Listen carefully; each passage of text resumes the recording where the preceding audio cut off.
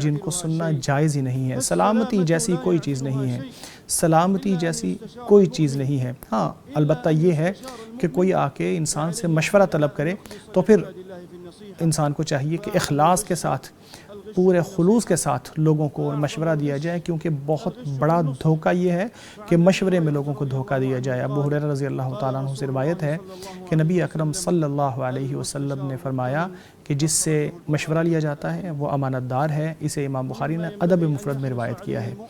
اسی طرح مسلمان کو چاہیے کہ وہ پوری کوشش کرے کہ اپنے تخصص سے ہٹ کر ہر میدان میں بات کرنے سے گریز کرے۔ جو آپ کا فن نہیں اس میں بات کرنے سے گریز کریں۔ ہر چھوٹی اور بڑی چیز کے بارے میں اپنی رائے دینا ضروری نہیں ہوتی۔ اسی طرح ہر آنے والی جدید یا نئی چیز کے بارے میں رائے دینا ضروری نہیں ہوتا۔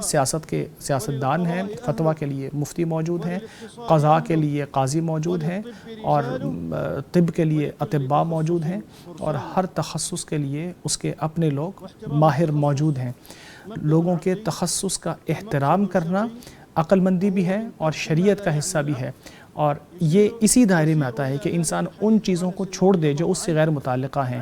ابو ہریرہ انس رضی اللہ تعالیٰ عنہ کی روایت اس حوالے سے بہت اہم ہے کہ آپ صلی اللہ علیہ وسلم نے فرمایا میری امت میں سے سب سے رحم دل ابو بکر ہے، سب سے دین کے معاملے میں سخت عمر ہیں، حیا میں حضرت عثمان رضی اللہ تعالیٰ عنہ ہیں، اور اسی طرح فرائض کے معاملے میں حضرت زید بن ثابت ہیں، قرآن کریم کو پڑھنے کے معاملے میں ابی بن کعب رضی اللہ تعالیٰ عنہ ہیں، حلال اور حرام کو جاننے کے حوالے سے معاذ بن جبل رضی اللہ تعالیٰ عنہ ہیں۔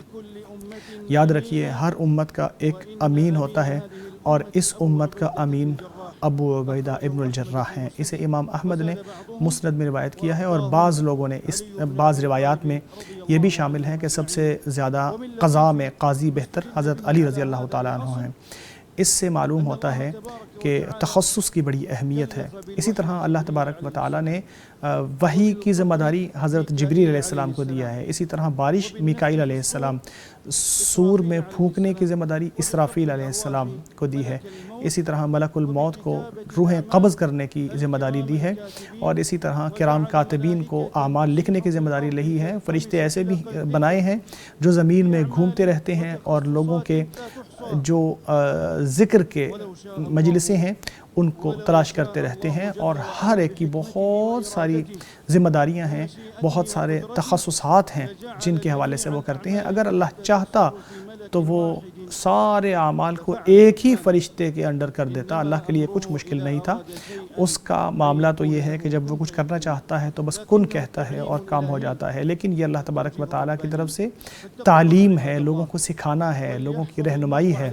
تو اللہ سے ڈرو، اپنی زبان اور اپنے دل کو روک کے رکھو، بچا کے رکھو، سوائے ان چیزوں سے جن میں آپ کا کوئی مفاد ہو۔ جو چیز آپ کو نہیں آتی اس میں بات کرنے کی ضرورت نہیں ہے، یوں آپ کا دین بھی محفوظ رہے گا، اور آپ کے جو امانت داری ہے وہ بھی محفوظ رہے گی، اور آپ دو لوگوں کے حقوق سے بری ذمہ بھی ہو جائیں گے۔ میں اپنے لیے، آپ کے لیے اور تمام مسلمانوں کے لیے اللہ سے ہر گناہ اور غلطی کی معافی مانگتا ہوں۔ آپ بھی معافی مانگو، وہ معاف کرنے والا اور رحم فرمانے والا ہے۔